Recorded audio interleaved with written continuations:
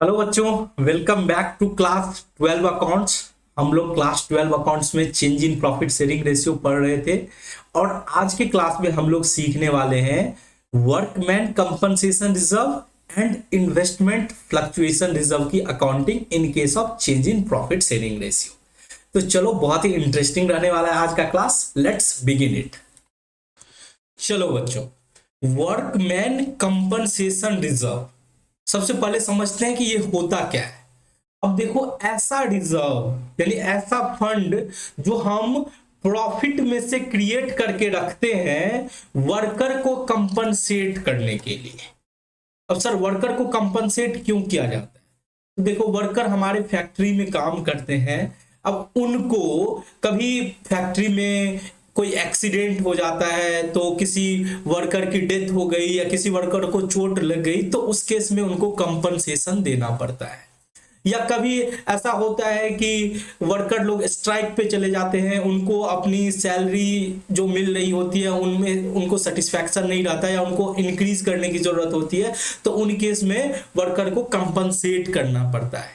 ठीक है, तो बड़ी बड़ी फैक्ट्रियां, बड़ी बड़ी कंपनियां क्या करती है कि इन सब के लिए यानी वर्कर को कंपनसेशन देने के लिए एक फंड क्रिएट करके रखते हैं आउट ऑफ प्रॉफिट। उसी को बोला जाता है वर्कमैन कंपनसेशन रिजर्व। इसके लिए दो लाइन आप लोग लिख लो कि वर्कमैन कंपनसेशन फंड क्या होता है। वो फंड जो क्रिएट होता है आउट ऑफ प्रॉफिट, फंड जो क्रिएट होता है आउट ऑफ प्रॉफिट, प्रॉफिट में से अलग से इस फंड को क्रिएट किया जाता है। किस लिए? To meet future liabilities, to meet future liabilities, future liabilities को मीट आउट करने के लिए, टू मीट फ्यूचर लाइबिलिटीज। किस रिस्पेक्ट में?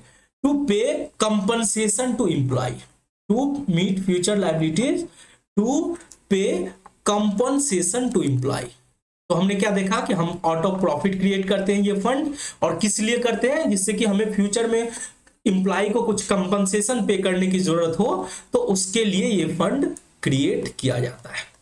ठीक है, चलो अब यहां पे एक पॉइंट और आप लिख सकते हो कि ये क्लेम जनरली जो एराइज होता है वो या तो कोई एक्सीडेंट या कुछ स्ट्राइक होता है, उसके वजह से ये एराइज होता है। क्लेम में एराइज, क्लेम में arise due to accident or strike, due to accident or strike। ठीक है, इसके वजह से ये क्लेम एराइज होता है। तो हमने क्या समझा वर्कमैन कंपनसेशन रिजर्व कि सर वो फंड होता है जिसे हम प्रॉफिट में से क्रिएट करके रखते हैं, बचा के रखते हैं, जिससे भविष्य में होने वाले एम्प्लॉय को कंपनसेशन देने के लिए अगर कोई लायबिलिटीज आती है तो उसको कंपनसेट किया जा सके। ये जनरली कोई एक्सीडेंट और स्ट्राइक की वजह से ये क्लेम कभी कभार आते हैं। अब बात करते हैं इसकी अकाउंटिंग ट्रीटमेंट की। किसकी बात करते हैं? अकाउंटिंग ट्रीटमेंट की इन case of change in profit sharing ratio. Accounting treatment in case of change in profit sharing ratio. अब भाई साहब, प्रॉफिट शेयरिंग रेशियो में चेंज हो रहा है तो इसकी क्या ट्रीटमेंट होगी, इसकी क्या अकाउंटिंग होगी। अब हम लोग इसको एक एग्जांपल के थ्रू देखते हैं, उससे हमको ज्यादा क्लैरिटी आएगी। अब देखो, दो पार्टनर थे ए और बी, दो पार्टनर थे ए और बी। इन दोनों 1:2 के रेशियो में अपने प्रॉफिट शेयरिंग रेशियो को बांट रहे थे, प्रॉफिट शेयरिंग रेशियो को 1:2 के रेशियो में बांट रहे थे। अभी उन लोगों ने डिसाइड किया कि हम लोग चेंज करेंगे प्रॉफिट शेयरिंग रेशियो। हम लोग क्या करेंगे? प्रॉफिट शेयरिंग रेशियो को चेंज करेंगे और अब हम लोग नया प्रॉफिट जो बांटेंगे वो 1:1 के रेशियो में बांटेंगे। ठीक है, तो हमने लास्ट क्लास में देखा था कि जब भी हम प्रॉफिट शेयरिंग रेशियो में परिवर्तन करते हैं तो हमें रिजर्व को, प्रॉफिट को क्या करनी पड़ती है? बांटनी पड़ती है, बांट के खत्म करनी पड़ती है। ठीक है, अब यहाँ पे तो सर आपने तो लास्ट क्लास में बता ही दिया था कि कैसे रिजर्व को बांटा जाता है, या तो बांट दो या फिर सेक्रीफाइसिंग और गेनिंग के रेशियो में क्या करो, एक एडजस्टमेंट एंट्री पास कर दो। बट यहाँ पे थोड़ा सा अलग है। देखो, रिजर्व अगर कोई जनरल रिजर्व है तो वहां पे कोई क्लेम नहीं आएगा, यानी जो फंड बचा हुआ है उस फंड को हम लोग बांट सकते हैं। लेकिन यहां पे क्या होता है कि जब मान के चलो एग्जांपल हम लोग लेते हैं कि हमने इस टाइम तक हमारे पास वर्कमैन कंपनसेशन रिजर्व, जिसे हम शॉर्ट फॉर्म में WCR बोलेंगे, हमारे पास वर्कमैन कंपनसेशन रिजर्व मान के चलो 1,20,000 रुपया था, 1,20,000 रुपया था। अब यहाँ पे बहुत सारे केस बनते हैं कि अगर हमारे पास, ध्यान से देखना थोड़ा सा, यहाँ पे थोड़ा सा ध्यान से देखना, हमारे पास कौन कौन से केस बनते हैं कि अगर हमारे पास वर्कमैन कंपनसेशन रिजर्व 1,20,000 का है, तो सबसे पहला केस तो यह बनता है कि कोई क्लेम ना हो, ठीक है। यानी उस टाइम तक जब रेशियो चेंज हुआ, उस टाइम तक कोई भी इंप्लॉय क्लेम करने के लिए नहीं आया कि उसको कंपनसेशन चाहिए, यानी नो क्लेम, नो क्लेम। तो पहला केस तो है नो क्लेम, ठीक है, कोई क्लेम नहीं हुआ, ठीक है। चलो दूसरा केस क्या हो सकता है कि सर क्लेम का केस आ सकता है कि क्लेम मांगने के लिए इंप्लॉय चला आया, ठीक है। अब क्लेम में भी हम लोग बहुत सारे केस देखेंगे, अभी फटाफट हम लोग बात करते हैं कि अगर वर्कमैन कंपनसेशन रिजर्व हमारे पास रहता है, हमारे पास वर्कमैन कंपनसेशन रिजर्व रहता है, फंड रहता है, और कोई क्लेम नहीं आती है और अभी प्रॉफिट शेयरिंग रेशियो में कोई चेंजिंग आ रहा है। अब चलो देखो, अगर कोई क्लेम नहीं करता है, यानी हमारे पास कोई क्लेम नहीं है, तो क्या करेंगे सर? बहुत सिंपल है, ये वर्कमैन कंपनसेशन रिजर्व को पार्टनर्स के बीच में बांट देंगे ओल्ड प्रॉफिट शेयरिंग रेशियो के बीच में, ठीक है। तो हम क्या करने वाले हैं, एंट्री वर्कमैन कंपनसेशन रिजर्व जो हमारा फंड है, तो उसका बैलेंस क्या होगा हमारी बुक में? सर उसका क्रेडिट बैलेंस होगा, तो हम उसे बांट के खत्म कर देंगे, यानी वर्कमैन कंपनसेशन रिजर्व को डेबिट करेंगे, ठीक है। आप लोग हमेशा इसका फुल फॉर्म देखना, workman compensation reserve account debit करेंगे कितना से? सर 1,20,000 से। एंट्री क्या हो जाएगा? 2A 2B, इन दोनों पार्टनर्स के बीच में हम क्या कर रहे हैं? बांट रहे हैं। कितना कितना हो जाएगा सर? 1:2 है, 1:2 है, तो यानी 40,000 और B को मिलेगा 80,000। हमने क्या किया? बांट के खत्म कर दिया। ये था नो क्लेम, अगर कोई क्लेम नहीं आया, ठीक है। ये हमारा पहला केस, इसे हम बोल देंगे केस 1, ठीक है। ये हमारा फर्स्ट केस था, ठीक है। चलो अब बात करते हैं क्लेम की। अब देखो क्लेम के केस में क्या होता है कि क्लेम के केस में भी बहुत सारे ऑप्शंस होंगे, इसको थोड़ा सा नीचे कर लेना, ठीक है। और यहाँ पे इसको जो क्लेम को जो हम लोग बांटेंगे, इसका हम लोग 3 कैटेगरी रखेंगे। कितना कैटेगरी? इसको क्लेम को हम लोग 3 कैटेगरी में देखेंगे, ठीक है। तो इसको इस तरह से कर लेते हैं 1, 2 एंड 3, ठीक है। आप अपने बुक कॉपी में इस तरह से आप लोग को कर लेना है, ठीक है। अब देखो क्लेम आया, हमारे पास क्लेम आया कि सर हमारे पास टोटल कितना था कंपनसेशन रिजर्व? 1,20,000 था, और हमारे पास क्लेम आया 30,000 का। हमारे पास क्लेम कितने का आया? क्लेम आया 30,000 का, ठीक है। तो इसका मतलब क्या हुआ? हमारे पास टोटल जो फंड था वो कितने का था? हमारे पास टोटल फंड था सर 1,20,000 का, जिसमें से क्लेम आया 30,000 का, ठीक है। तो हम लोग सबसे पहले तो उस फंड को खत्म करेंगे, क्या एंट्री करेंगे? Workman compensation reserve account debit करेंगे 1,20,000 से। कितना से डेबिट करेंगे? 1,20,000 से। और जो क्लेम आया उसके लिए, अब देखो क्लेम तो तुरंत सेटल नहीं होगा, फ्यूचर में सेटल होगा, उसके लिए हम लोग प्रोविजन बना के रख लेंगे। उसके लिए हम लोग बोलेंगे प्रोविजन फॉर, उसको बोलेंगे provision for workman, provision for workman compensation claim, provision for workman compensation claim, ठीक है। Provision for workman compensation claim कितने का सर? सर 30,000 का क्लेम आया, तो हम 30,000 रखेंगे। बाकी का क्या करेंगे? दोनों पार्टनर के बीच में बांट देंगे, यानी बाकी कितना बचा सर? 30,000 घटाने के बाद बाकी बचा 90,000। बाकी कितना बचा? 90,000। तो वो A को और B को बांट देंगे, वो A और B को बांट देंगे, तो कितना हो जाएगा? एक को 30,000 मिलेगा और B को 60,000 मिलेगा। किस रेशियो में बांट रहे हैं? ओल्ड प्रॉफिट शेयरिंग रेशियो में बांट रहे हैं। तो ये तो सेकेंड केस हो गया कि जिसमें क्लेम है, बट क्लेम जो है हमारा जो फंड है उससे कम है, ठीक है। अब दूसरा केस क्या हो सकता है कि दूसरा केस ये हो सकता है कि जो क्लेम है ना हमारा, वो क्लेम जो है वो equal to workman compensation fund है, यानी क्लेम हमारा 1,20,000 हो गया। टोटल हमारे पास कितना क्लेम हो गया? दूसरा 1,20,000 का क्लेम हो गया। अब बताओ क्या एंट्री करोगे। तो ये सर बहुत सिंपल है, पार्टनर्स को कुछ भी नहीं मिलेगा, जो भी क्लेम है वो हम लोग क्या करेंगे, उसको provision for workman compensation claim में ट्रांसफर करेंगे। तो इसके लिए एंट्री क्या करोगे सर, इसके लिए करेंगे workman compensation reserve account debit, workman compensation reserve account debit to provision for workman compensation fund, यानी 1,20,000 और 1,20,000 ये कर देंगे। ठीक है, चलो अब बात करते हैं थर्ड केस। थर्ड केस क्या होगा कि हमारा जो क्लेम है, हमारा जो क्लेम है ये था हमारा सेकंड, ये सेकंड कर लिया, ये थर्ड था और इसको मैं फोर्थ मानता हूं। तो हमारा जो क्लेम है वो वर्कमैन कंपनसेशन रिजर्व से ज्यादा हो गया, यानी हमारा क्लेम 1,50,000 का हो गया।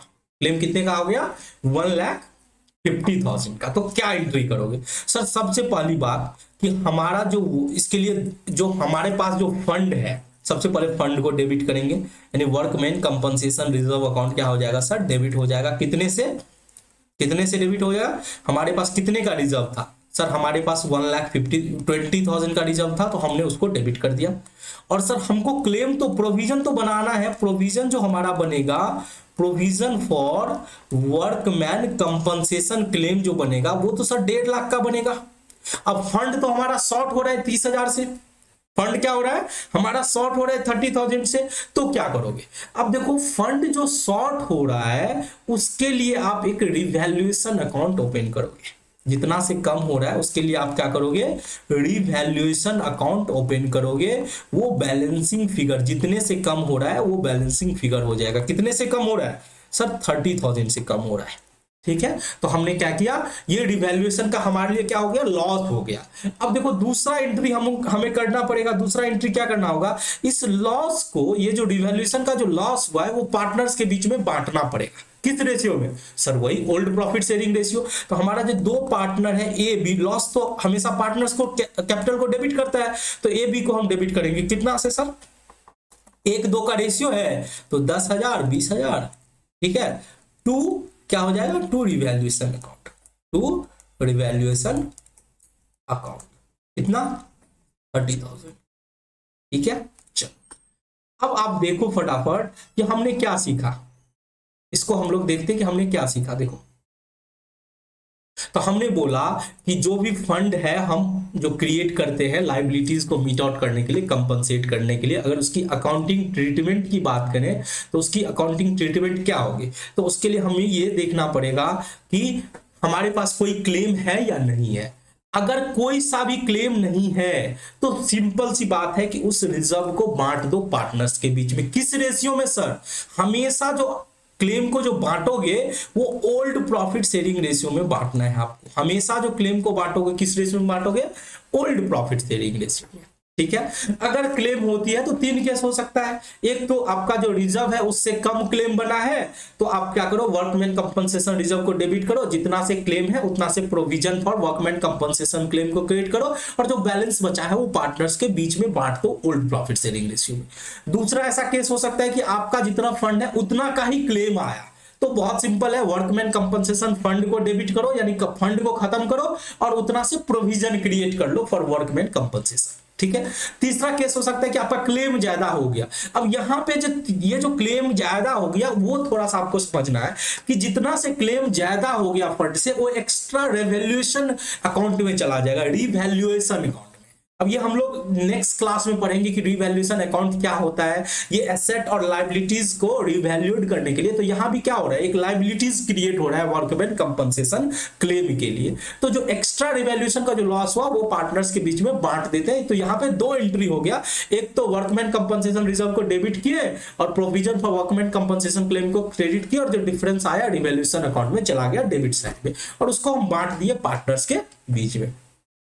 तो आई होप आपको वर्कमैन कंपनसेशन रिजर्व की अकाउंटिंग समझ में आ गई होगी। फिर भी कोई दिक्कत हो तो आप जरूर कमेंट्स करके बताना कहां पे दिक्कत हुई, और अगर समझ में आ गया तो जरूर लाइक करना वीडियो को और कमेंट्स करके बताना कि सर समझ में आ गया। ठीक है, चलो बच्चों, अब हम लोग नेक्स्ट रिजर्व की बात करते हैं जिसका नाम है investment fluctuation reserve. Investment fluctuation reserve ठीक है, इसे मैं शॉर्ट फॉर्म में बोल दूंगा IFR। ठीक है, बट आप लोगों से हमेशा रिक्वेस्ट करूंगा कि आप लोग कभी भी शॉर्ट फॉर्म यूज मत करना एग्जाम में एटलीस्ट। ठीक है, तो अभी से प्रैक्टिस करोगे शॉर्ट फॉर्म यूज नहीं करने का, तो आगे चल के भी आप नहीं यूज करोगे। ठीक है, चलो अब हम बात करते हैं इन्वेस्टमेंट फ्लक्चुएशन रिजर्व। देखो मैं समराइज कर देता हूं। हमने जो पढ़ा था लास्ट क्लास में, हमने सीखा था कि कैसे अकोमुलेटेड प्रॉफिट लॉस और कैसे रिजर्व की अकाउंटिंग की जाती है। अब वो जो रिजर्व की मैंने बात की थी वो नॉर्मल तरह के रिजर्व थे। ठीक है, आप लोगों के पास कुछ स्पेशल रिजर्व भी होते हैं, जैसे मैंने अभी अभी बताया वर्कमैन कंपनसेशन रिजर्व। ठीक है, उसी तरह से ये भी एक स्पेशल रिजर्व है जिसका नाम है इन्वेस्टमेंट फ्लक्चुएशन रिजर्व। चलो अब हम लोग समझते हैं इन्वेस्टमेंट फ्लक्चुएशन रिजर्व क्या होता है। अब देखो जो इन्वेस्टमेंट करते हैं, ठीक है, शेयर मार्केट में जब इन्वेस्टमेंट करते हैं तो क्या होता है कि मार्केट के सेंटीमेंट के बेसिस पे प्राइस डिपेंड करता है।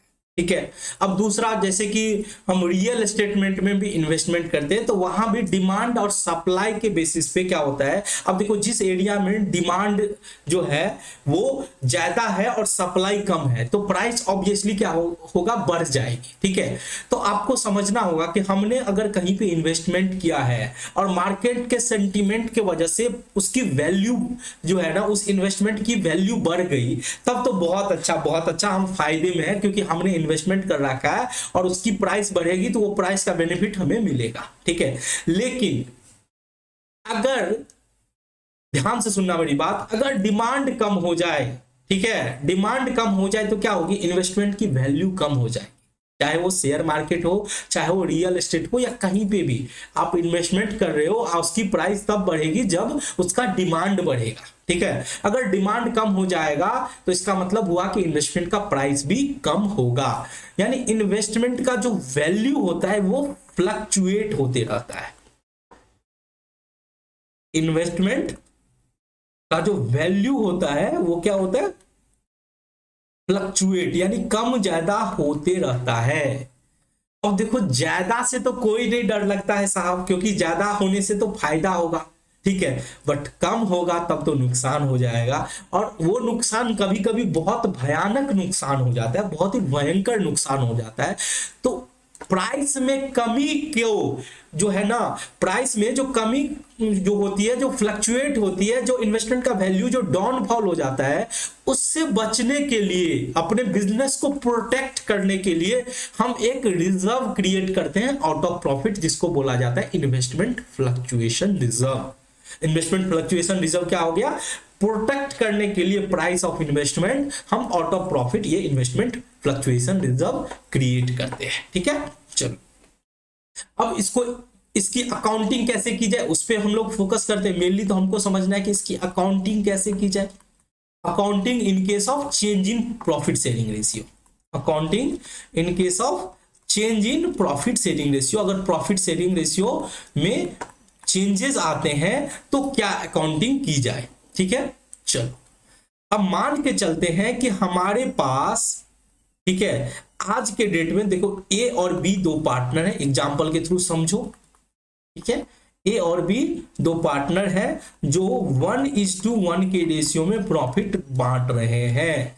अब उनको चेंज करने का मन है, वो प्रॉफिट शेयरिंग रेशियो को चेंज करना चाहते हैं। ठीक है, और वो फ्यूचर में 2:1 के रेशियो में बांटेंगे। ठीक है, चलो अब वहां पे उस टाइम में हमने इन्वेस्टमेंट फ्लक्चुएशन रिजर्व बना के रखा था। इन्वेस्टमेंट फ्लक्चुएशन रिजर्व बना के रखा था, वो कितने का था इन्वेस्टमेंट फ्लक्चुएशन रिजर्व, वो था 1 लाख का। इन्वेस्टमेंट फ्लक्चुएशन रिजर्व कितने का था सर, 1 लाख का। ठीक है, और हमारी इन्वेस्टमेंट की वैल्यू कितने की थी, इन्वेस्टमेंट थी सर 6 लाख की। इन्वेस्टमेंट कितने की थी, 6 लाख की। यानी हमने 6 लाख का इन्वेस्टमेंट पे 1 लाख का फ्लक्चुएशन रिजर्व बना के रखा था कि कभी दाम घट भी जाए तो हम इस रिजर्व से कंपनसेट कर देंगे। ठीक है, चलो अब यहां पे क्या होता है, यहां पे भी बहुत सारे केस हो सकते हैं। ठीक है, अब जैसे एक केस ले रहा हूं मैं, केस 1 कि इन्वेस्टमेंट के दाम एज इट इज है, कोई चेंज नहीं हुए हैं। यानी इन्वेस्टमेंट हमारे 6 लाख के थे और अभी भी इन्वेस्टमेंट हमारे 6 लाख के ही है, यानी कोई फ्लक्चुएशन का क्लेम नहीं आया है मेरे पास। ठीक है, तो क्या करोगे बताओ, इसकी अकाउंटिंग क्या होनी चाहिए, आप लोग बताओ। यहाँ पे कोई लॉस हुआ है? बिल्कुल भी नहीं हुआ है सर। तो ये जो इन्वेस्टमेंट फ्लक्चुएशन रिजर्व है 1 लाख का, इसको बांट लेंगे पार्टनर। जैसे वर्कमैन कंपनसेशन रिजर्व में क्या करते थे, कोई क्लेम नहीं हुआ था तो सारा का सारा वर्कमैन कंपनसेशन रिजर्व पार्टनर आपस में बांट लिए। उसी तरह से यहाँ पे इन्वेस्टमेंट में कोई लॉस हुआ ही नहीं, तो सारा का सारा जो रिजर्व है वो पार्टनर्स बांट लेंगे। किस रेशियो में सर? ओल्ड रेशियो में। ओल्ड रेशियो कितना है? 1:1। चलो, तो बांटने का हम लोग क्या एंट्री करेंगे सर? तो वेरी सिंपल, हमारा जो इन्वेस्टमेंट फ्लक्चुएशन रिजर्व है, जिसको हम लोग शॉर्ट फॉर्म में क्या बोलेंगे? IFR। तो IFR अकाउंट क्या हो जाएगा? डेबिट हो जाएगा, क्योंकि उसका बैलेंस, कोई भी फंड हो, कोई भी रिजर्व हो, तो वो प्रॉफिट में से बनाया रहता है, उसका बैलेंस हमेशा क्रेडिट होता है।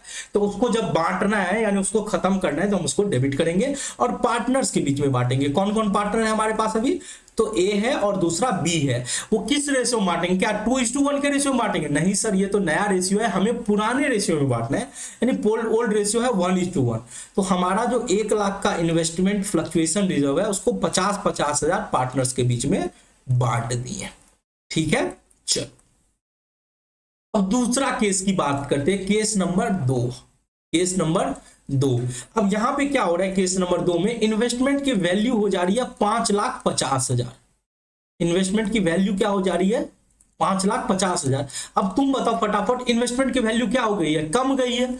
हाँ सर, मेरे पास इन्वेस्टमेंट था 6 लाख का और अभी हो गया 5,50,000, तो यानी लॉस हो गया कितने का सर? 6 लाख की इन्वेस्टमेंट थी और 5,50,000 हो गई, यानी लॉस हो गया 50,000 से। अब बताओ, इन्वेस्टमेंट की वैल्यू तो वो नहीं रही 6 लाख, अब तो इन्वेस्टमेंट की वैल्यू 5,50,000 रही, तो इन्वेस्टमेंट को भी कम करना है। अब कोई एसेट घटता है तो हम उसे क्या करते हैं? इन्वेस्टमेंट हमारे लिए एसेट है, वो घटता है तो क्या करते हैं सर? क्लियर बोलता है कि कोई एसेट घटता है तो उसको क्रेडिट कर दो। तो यहां पे इन्वेस्टमेंट क्या करेंगे? क्रेडिट कर देंगे। कितने से? 50,000 से। सबसे पहले तो तुम्हारे पास जो फंड है उसको क्या करो? फंड को डेबिट करो। तो इन्वेस्टमेंट फ्लक्चुएशन रिजर्व अकाउंट क्या हो जाएगा? तुम्हारा डेबिट हो जाएगा 1 लाख से। तुम्हारे पास 1 लाख का फंड था, तुमने डेबिट कर दिया। अब तुमको लॉस हो गया, तो वो लॉस की वजह से तुम्हारा इन्वेस्टमेंट का वैल्यू कम हो जाएगा। और कोई भी एसेट उसको कम करना हो तो एसेट को कम करने के लिए हम क्या करते हैं? क्रेडिट करते हैं उसको। ठीक है, अब बताओ बाकी का जो बचा इन्वेस्टमेंट फ्लक्चुएशन रिजर्व, 1 लाख में से लॉस 50,000 बचा, कितना? 50,000। इस 50,000 को पार्टनर्स के बीच में कितना कितना बांटोगे? आधा आधा, क्योंकि 1:1 रेशियो हमारा ओल्ड रेशियो था, तो 25-25 हजार बांट लेंगे, 2A to B। ठीक है, चलो एक केस तो ये हो गया। अब बात करते हैं केस नंबर 3 की। केस 3, केस 3 क्या हो सकता है? केस 3 बोल रहा है कि तुम्हारा इन्वेस्टमेंट जो है वो 5 लाख का हो गया। इन्वेस्टमेंट कितने का हो गया? 5 लाख का। तो अब बताओ फटाफट, तुम्हारा लॉस कितने का हुआ इन्वेस्टमेंट का? तो सर लॉस तो हो गया, 6 लाख का इन्वेस्टमेंट था जब चेंज हो रहा था प्रॉफिट शेयरिंग रेशियो, अभी 5 लाख हो गया, तो सर लॉस तो हो गया 1 लाख का। यानी तुम्हारे पास जितना फंड था उतना का ही तुम लॉस हो रहा है। यानी फंड को तो तुम डेबिट करोगे, इन्वेस्टमेंट फ्लक्चुएशन रिजर्व कितने का? 1 लाख का। कितने का? 1 लाख का। और इसको पहले तो लॉस से कम, यानी कितना का इन्वेस्टमेंट कम हुआ है सर? 1 लाख से इन्वेस्टमेंट कम हुआ है, तो टू इन्वेस्टमेंट अकाउंट 1 लाख। अब बचा ही नहीं कुछ इन्वेस्टमेंट फ्लक्चुएशन रिजर्व, तो पार्टनर्स के बीच में बांटोगे क्या? कुछ भी नहीं बचा, तो बस हो गया investment fluctuation reserve account debit to investment. चौथा केस क्या होगा? चौथा केस हो गया कि सर तुम्हारा जो इन्वेस्टमेंट था वो उसका वैल्यू 1 लाख से भी कम हो गया, यानी इन्वेस्टमेंट का वैल्यू हो गया तुम्हारा 4.5 लाख। इन्वेस्टमेंट का वैल्यू कितना हो गया? 4.5 लाख। इन्वेस्टमेंट हो गया 4.5 लाख। अब मुझे फटाफट बताओ कि तुम्हारा लॉस कितना हुआ? तुम्हारा लॉस कितना हुआ? तो सर लॉस तो हो गया तुम्हारा 6 लाख का इन्वेस्टमेंट था और 4.5 लाख हो गया, तो लॉस तो हो गया सर 1.5 लाख का लॉस हो गया। कितने का हो गया? 1.5 लाख का लॉस हो गया। तो क्या एंट्री करोगे? अब सर हमारे पास इन्वेस्टमेंट फ्लक्चुएशन रिजर्व तो 1 लाख का था, तो हमने डेबिट कर दिया 1 लाख। ठीक है, यहां तक तो कोई दिक्कत नहीं है। फिर हम क्रेडिट कितना से करेंगे? तो सर क्रेडिट तो हमारा जितना से नुकसान हुआ है उतना से हम इन्वेस्टमेंट के वैल्यू को कम करेंगे, तो टू इन्वेस्टमेंट अकाउंट करेंगे सर 1.5 लाख। बट ऐसा तो हो नहीं सकता है कि डेबिट 1 लाख हो और क्रेडिट 1.5 लाख हो, तो यानी कुछ तो हुआ है। तो सर हाँ, हमको इन्वेस्टमेंट का वैल्यू बहुत ज्यादा कम हो गया है, तो उसके लिए हम रिवैल्यूएशन अकाउंट, जो हमने लास्ट इन वर्कमैन कंपनसेशन में भी यूज किया था, जो डिफरेंस आया था हम उसे रिवैल्यूएशन अकाउंट में डाले थे, जिसको बैलेंसिंग फिगर मान के चले थे 50,000, और इस रिवैल्यूएशन को पार्टनर्स के बीच में बांट देना है। तो ये जो हमारा रिवैल्यूएशन का जो नुकसान हुआ है, डेबिट बैलेंस है, वो हम पार्टनर्स के बीच में बांटेंगे। यानी किसको किसको बांटेंगे सर, ए को और बी को बांट दो आधा आधा, क्योंकि प्रॉफिट शेयरिंग रेशियो 1:1 है। तो यानी 25,000 बांट दो, 25,000 ठीक है, to revaluation account, to revaluation account हो गया। चलो, तो यहां पे आपने इस केस को मैं इंपोर्टेंट मार्क कर देता हूं, क्योंकि इसमें 2 एंट्री है जो आपको ध्यान रखने हैं कि आपकी इन्वेस्टमेंट की जो वैल्यू है वो आपके रिजर्व से भी, रिजर्व जितना बचा के रखते उससे ज्यादा का कम से कम हो गया। ठीक है, चलो अब देखो एक केस और बनता है। आप बताओ, हर हमेशा तो इन्वेस्टमेंट कम ही नहीं होगा, कभी कभी बढ़ भी सकता है। तो अगर बढ़ जाए तो क्या एंट्री करेंगे, ये भी तो सीख लो। केस 5, केस नंबर 5, जब इन्वेस्टमेंट की वैल्यू बढ़ गई, यानी हमारी 6 लाख की इन्वेस्टमेंट थी, अभी इन्वेस्टमेंट हो गई 6,50,000, 6,50,000, तो क्या करेंगे। अब यहां पे तो सर गेन हो गया, प्रॉफिट हो गया है, यहाँ पे क्या हो गया है, प्रॉफिट हो गया है। कितने से प्रॉफिट हुआ है सर, यहाँ पे हमारा प्रॉफिट हुआ है 50,000 से, 6,50,000 हो गया, जबकि हमारा इन्वेस्टमेंट था कितना का, 6 लाख का। तो हमारा जो प्रॉफिट हुआ है सर वो 50,000। अब फटाफट बताओ क्या करोगे एंट्री। तो सर सबसे पहली बात तो हम लोग क्या करते हैं, इन्वेस्टमेंट फ्लक्चुएशन रिजर्व को सबसे पहले डेबिट करते हैं। क्यों डेबिट करते हैं, क्योंकि उसे खत्म करना होता है, investment fluctuation reserve account debit. अब क्योंकि लॉस तो है नहीं जो इन्वेस्टमेंट को कम कर दे, तो इसको पार्टनर्स के बीच में बांट देते हैं। 1 लाख को पार्टनर्स के बीच में, ए और बी के बीच में बांट दिया। किस रेशियो में, ओल्ड प्रॉफिट शेयरिंग रेशियो जो 1:1 है। तो हमने 50,000 बांट दिया।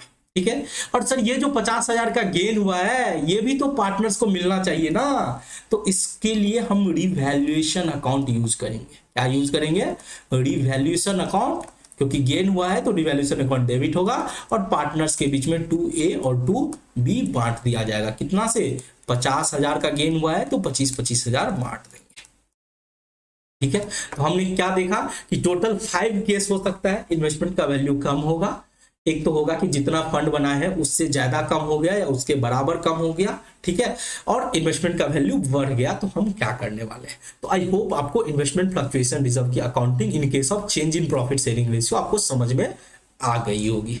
ठीक है, चलो तो आज के क्लास को हम लोग यहीं पे खत्म कर देते हैं। नेक्स्ट क्लास में हम लोग change in profit sharing ratio के लिए रिवैल्यूएशन अकाउंट का जो अकाउंटिंग ट्रीटमेंट है वो हम लोग सीखने वाले हैं।